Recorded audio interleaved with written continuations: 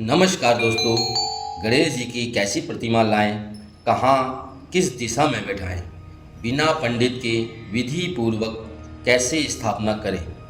तो दोस्तों, मंत्र ना भी आता हो तो कोई बात नहीं, उनके लिए भावना प्रधान होती है। जितना भाव श्रद्धा है आपके मन में, उतनी ही श्रद्धा के साथ स्थापित करें, क्योंकि इस दिन पंडितों के पास टाइम नहीं होता है। कुछ पंडित पैसों के लालच में आधी अधूरी पूजा करवाकर चले जाते हैं, जिसका खामियाजा हम सबको भुगतना पड़ता है। तो दोस्तों, अच्छे पंडित मिल जाएं तो ठीक है, नहीं तो आप खुद भी विधि पूर्वक गणेश जी की स्थापना कर सकते। तो दोस्तों, आपको सारी जानकारी देने से पहले मैं आपको गणेश जी के आगमन पर आपको बधाई देता हूँ, गणेश जी का अभिनंदन करता हूँ। गणेश जी के भक्तों से अनुरोध है कि मेरे चैनल माही ऑफिशियल मिर्च मसाला को सब्सक्राइब जरूर कर लें तथा अच्छी लगे तो जाते जाते लाइक, शेयर और कमेंट में ओम गंग गणपतये नमः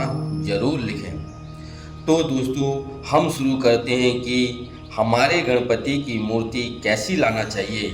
भाद्रपद शुक्ल पक्षमी की चतुर्दशी को हम गणेश जी स्थापना करते हैं। गणेश जी को जब आप निमंत्रण कर लेने जाते हैं, तब आप घर की अच्छी तरह से साफ सफाई जरूर कर लें। पवित्र नदियों का जल गौमूत्र छिड़क लें। जहां गणपति को स्थापित करना चाहते हैं, आसन वगैरह तैयार कर लें तथा सजावट और खूबसूरती का विशेष तौर पर ध्यान रखें। गणेश जी की जब आप मूर्ति लेने जाते हैं, तब विशेष रूप से ख्याल रखना है कि शास्त्रों के अनुसार गणेश जी की प्रतिमा बैठी हुई हो। ये प्रतिमा सुख फलदायक होती है। इस मूर्ति को घर लाने से सुख, समृद्धि और शांति आती है। इसके अलावा लेटी हुई मूर्ति लाना भी बहुत ही अधिक शुभकारी मंगलमय होती है। परंतु गणेश जी की खड़ी हुई मूर्ति कभी नहीं लाना चाहिए, क्योंकि खड़ी हुई प्रतिमा का मतलब होता है तुरंत आके चले जाना।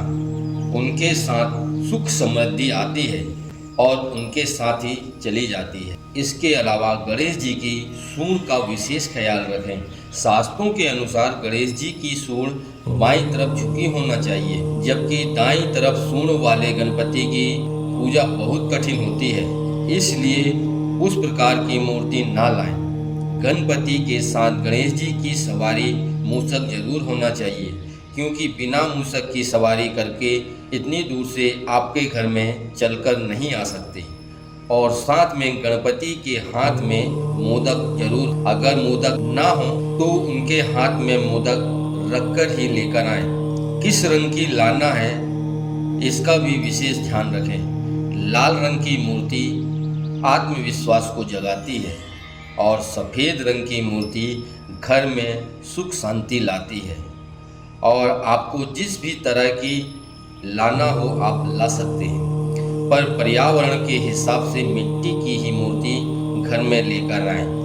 पीओपी और अन्य प्रकार की ना लाएं। आप चाहें तो अपने हाथों से भी बना सकते हैं, बहुत ही इजी होता है उनको बनाना। YouTube पर देखकर बना सकते हैं। गणेश स्थापना किस दिशा में करें?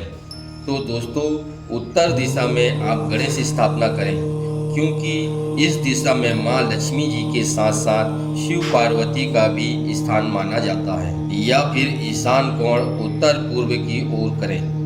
पूर्व दिशा में भी आप बैठा सकते हैं। स्थापना से पहले एक बात का विशेष ध्यान रखें। जहाँ आप गणपति को बैठा रहे हैं, उसकी दीवार बाथरूम में टच ना रहे। साफ सुथरा स्थान लें। आप अपने मंदिर में भी स्थापना कर सकते हैं। जब आप गणेश जी को लेने जाएं, तो ढोल नगाड़े के साथ साथ जयकारा लगाते हुए, नाचते गाते, खुशी खुशी आमंत्रित कर पूजा करके घर लेकर आएं। 10 दिन तक घर में शुद्धि बनाकर रखें। रोज लड्डू और मोदक का भोग अवश्य लगाएं। घर में वाद विवाद ना करें। गणेश जी को नाराज ना करें। तब गणेश जी जब खुश होकर आपके घर से जाएंगे, तो सुख शांति, समृद्धि, धन धान्य, बाल गोपाल से संपन्न करके ही जाएंगे।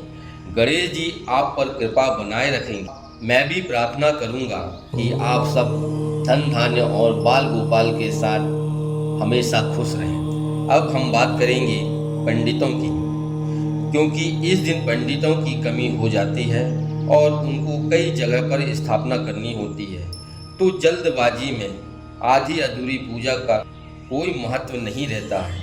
इसलिए हम पूरी पूजा सामग्री बताएंगे। इसे एक दिन पहले लेकर आ जाएं, सभी को निकालकर एक थाली में सजा लें। इसके बाद पूजन आरंभ करें। तो पूजा सामग्री इस प्रकार है: श्रीफल, कलश, अबीर, गुलाल, कुमकुम, सिंदूर, कपूर, चंदन, पीली सरसों, मोली, यज्ञोपवीत, सुगंधित तेलुम, गेहूँ, चावल, अगरबत्ती, दिया, माचिस, शंख, घंटी, गुड़, नैवेद्य, सूखा मेवा, फल, मोदक, उपवस्त्र, आसन का वस्त्र, नैपकिन, जसवंत पुष्प का हार, पुष्पहार, पुष्प, दुर्वा का हार, दुर्वा, नगर बेल, पान, कमलगट्टी, सुपारी, जल, अमृत, पंचामृत, घी, आरती की थाली।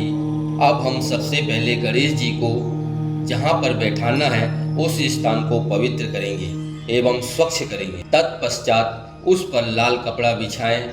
उस लाल कपड़े पर गेहूं से स्वास्तिक बना लें। उसके बाद स्वास्तिक के बीच में एक आसन रख दें। स्वास्तिक के बीच में एक सिक्का रख दें। उसके बाद जब गणेश जी को लेकर आए तो वो मूर्ति कपड़े से ढकी हुई रहना चाहिए। इसके बाद उनके स्वास्तिक के ऊपर बैठा दें। अब आप दिया प्रज्वलित करके दिए को गणेश जी के बाएं की तरफ स्थापित कर दें। इसके बाद गणेश जी को नमस्कार प्रणाम कर गणेश जी के सिर से कपड़ा हटाएंगे। अब हम सफ़ेद कपड़ा लेंगे और गणेश जी के दाहिनी ओर स्थापित करेंगे। इसके पश्चात चावल को 9 जगह पर रखेंगे।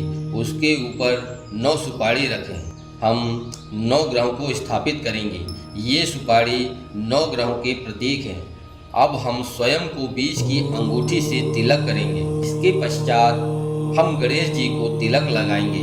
कुमकुम चंदन से तिलक करने के बाद पुष्प समर्पित करें। ग्राम देवता, कुल देवता, गुरुदेव, माता पिता तथा अपने स्नेहीजन जो आपसे और हम उनसे प्यार करते हैं सभी को नमस्कार करना है। प्रधान देव श्री विघ्न विनायक गणपति जी को एक बार फिर प्रणाम कर लेना है और ये भाव से कि हे प्रभु मेरे सारे कार्य निर्विघ्नता से पूरे हो बोलकर उनके चरणों में फूल अक्षत समर्पित करें और संकल्प करें कि आज की तिथि, वार, योग इन सब का उच्चारण करते हुए जिस स्थान पर स्थापित किए हैं उस स्थान का भी उल्लेख करेंगे। 9 ग्रहों का नाम लेंगे और अपने गोत्र के स्वामी हैं उन्हें याद करेंगे। भगवान श्री गणेश जी को जिस प्रयोजन से स्थापित किया है वो प्रयोजन को संकल्प करते हुए पूजा को परिपूर्ण करेंगे। दाएं हाथ से बाएं हाथ में पीले सरसों लेकर दाएं हाथ से ढक लें और बोलें, सभी असुरी शक्ति यहाँ से दूर चले जाएं। ऐसे भाव मन में लाते हुए सर के ऊपर से घुमाते हुए उन्हें बिखेर दें। इसके पश्चात अपने पैरों को 3 बार जमीन पर पटक लेंगे और सभी दिशाओं के देवी देवता को प्रणाम करेंगे अपने स्थान पर बैठे बैठे ही। इसके बाद दक्षिण दिशा में भैरव जी को नमस्कार करेंगे। विशेष रूप से उत्तर में हनुमान जी को, आकाश में सूर्यदेव और हमारे कर्म में साक्षी स्वरूप दीप को अक्षत पुष्प के साथ प्रणाम करेंगे। साथ ही घंटी की पूजा करेंगे। फिर फूल पुष्प चंदन घंटी पर लगाएंगे। घंटी को रखकर गणेश जी का ध्यान करेंगे। बाएं हाथ में अक्षत लेकर दाएं हाथ से गणेश जी के सभी अंगों पर समर्पित करेंगे। इसके बाद तिलक कर पुष्प अर्पित करेंगे। गणेश जी को वस्त्र समर्पित करेंगे। इसके बाद जनेऊ यज्ञोपवीत पहनाएंगे, दुर्वा समर्पित करेंगे, फूलों का हार पहनाएंगे। फिर गणपति जी को अबीर, गुलाल, कुमकुम समर्पित करके धूप समर्पित करेंगे। इसके बाद विघ्नहर्ता को भिन्न भिन्न प्रकार के नैवेद्य, मिठाई, फल, लड्डू समर्पित करेंगे। हाथ में जल लेकर प्रोक्षण करेंगे और गणेश जी के चरणों में यथाशक्ति दक्षिणा समर्पित करेंगे। तत्पश्चात 9 ग्रह पूजा करेंगे। 9 ग्रहों के पास फल, फूल, अबीर, चंदन, गुलाल, कुमकुम, अक्षत सब समर्पित करेंगे और नमस्कार करके कलश का पूजन करेंगे। सबसे पहले कलश के अंदर थोड़ा सा अक्षत डालेंगे, थोड़ा सा जल, गंध, चंदन, गुलाल, कुमकुम, दुर्वा और नागवल्ली के 5 पान समर्पित करेंगे। अक्षत और 1 सुपारी, 1 सिक्का, पुष्प समर्पित कर कलश के मुख को कलवा रोली से बांध देंगे। उसके ऊपर नारियल रखेंगे, उसमें कलावा से बांध देंगे। एक पुष्प हार भेंट करें। एक कपड़ा बिछाकर उसमें थोड़ा सा चावल रख देंगे। फिर अपने दोनों हाथों से कलश को उठाकर चावल के बीचों बीच रखकर फूल चढ़ाएं, चंदन, अबीर, गुलाल, कुमकुम लगाएं, अक्षत चढ़ाएं। फिर नैवेद्य, मिठाई, फल, फूल आदि समर्पित करें। अब आप कलश को नमस्कार कर लें, वरुण देव को नमस्कार कर लें। इसके पश्चात आरती सजाकर आरती करें।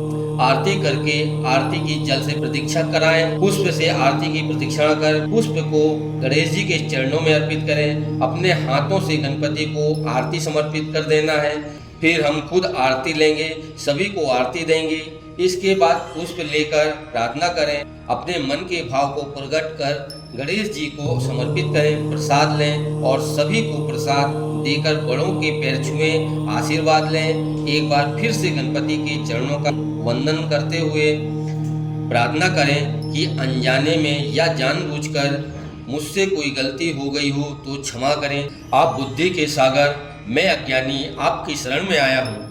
मेरी पूजा में कोई कमी रह गई हो, भूल से चूक हो गई हो, वह सब आपकी कृपा से पूर्ण हो। हे बुद्धि के सागर, मेरी बुद्धि भ्रांत होने के कारण मैंने जो न्यूनतम या अधिकतम कर दी हो वह सब मुझे माफ कर मेरी पूजा स्वीकार कर मेरी कुटिया में निवास करें। हमें आशीर्वाद प्रदान करें तथा सभी विघ्नों को दूर करें। गणपति बप्पा मोरया।